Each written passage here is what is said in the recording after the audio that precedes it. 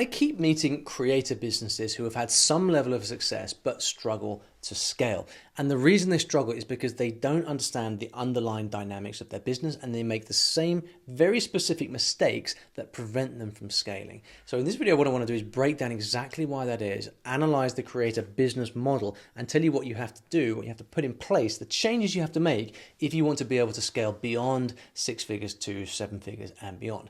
In case you don't know me, my name is Olly Richards. I'm the founder of StoryLearning.com. It's a multi-7-figure online education business. I'm also a mentor and advisor to other online entrepreneurs. A couple of weeks back, I was running a 2-day event in London with a lot of creators, just a creator audience actually. And I gave this exact talk based on the things that had been coming out over the course of 2 days. It was very well received, so I thought I would try and reproduce the same thing here. So if you imagine the business model of a typical creator business, and by creator I mean YouTubers, podcasters, where essentially the model is build an audience and then sell stuff to that audience. And let's imagine that we have a particular business here that is doing 300k in annual revenue. So a really great little business, and let's assume that the profit margins on this are 50% for the sake of argument. So what you've got here is 50% costs, and this could be a mix of tech platform costs, maybe a few freelancers, some costs on fulfillment, whatever it may be, and then you've got another 50% left in profit. So this particular creator from 300k, 50% profit margin, has 150k in profit at the end of the year, and this money is what they have to live on. Now, for a creator who's running a mostly solo business, that's a lot of money. For most people, that's a great life to have 150k. And so the way that they think about their business is, okay, I've got a business that is turning 150k in profit. Happy days. The problem is, this is not representative of how a business would have to be viewed in reality in the wider marketplace.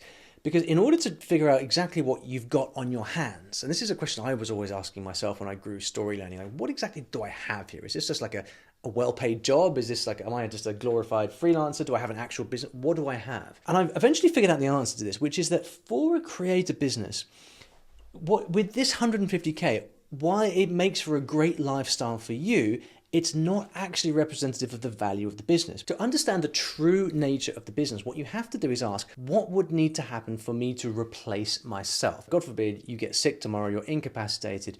For most creative businesses, the business would crumble immediately. And this is the huge key man risk. And therefore, it has no value in the wider market. For anyone else, your business has no value because when you step away, the business ceases to exist. So to understand what value the business really has, you have to remove yourself and see what would happen to replace yourself with other people. Now, the thing about entrepreneurs is that typically the founder entrepreneur, with all their energy and dynamism and skill, they do the job of 3, 4, 5 other people. You think about it, you're the presenter, you understand, you can write copy, you can do email marketing, you do a bit of customer support, all these different things that you do. You cannot find one single person to replace you.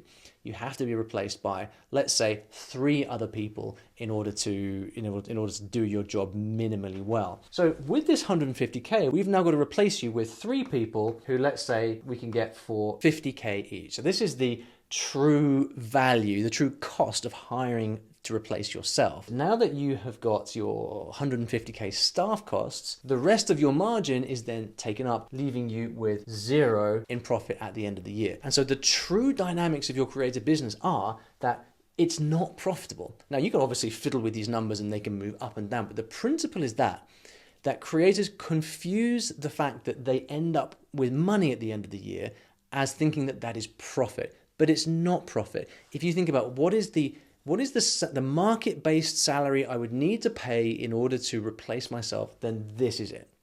So this is the fundamental problem of creative businesses. They are not profitable once you account for replacing the founder.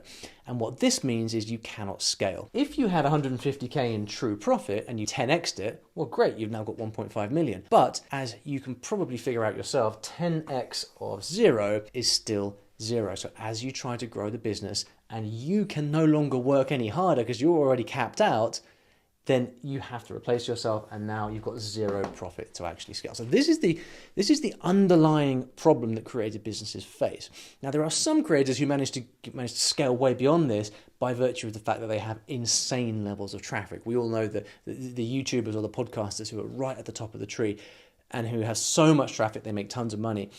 It's important to understand that that is not normal. Those are not normal numbers, normal dynamics. The vast majority of people, don't even get to this point, let alone the millions in revenue from a creative business. Most people never get it off the ground, right? So then what is the solution? What can you do about this in order to make your business scalable? A couple of things. First of all, you can like this video and subscribe to the channel just because it helps me out and it makes me make more videos. That's the first thing you can do. Also, if you like stuff like this, you might like to download my case study at ollyrichards.co. It's 118 pages that explains exactly how my business Story Learning runs. Lots of people like this. It gives you a lot of detail about how an education-based business can run. So then how do we fix our hypothetical creative business? The task is to evolve your business model so that you do end up with actual profit. And what that means is, rather than having 50% expenses and then 50% left over to pay yourself. So what we want to do is move towards a business that looks a little bit more like this,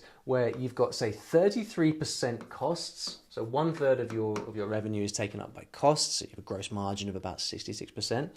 Here is where you pay yourself a true wage. Let's say that's 150K, so that's another 33%.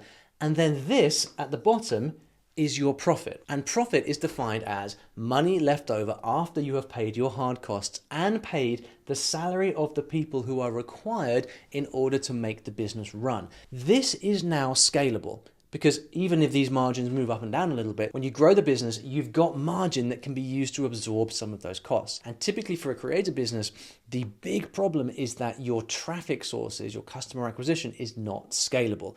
You can't just invest more money in your YouTube channel and double it overnight. A lot of people invest more money in their YouTube channel and the channel goes down. You're at the beck and call of the algorithm. So the overall task for a creative business, if you want to scale, is to move away from this model of a king and 1,000 helpers where everything runs through you, and towards a business that can be operated by other people where there is margin. So you can now go out and use paid advertising to acquire customers at scale in a repeatable, systematic way, and you've got margin here to actually go and buy those customers. And this is how a creative business can fundamentally outscale the very restrictive audience-based algorithmic model that you've got on whatever platform you choose.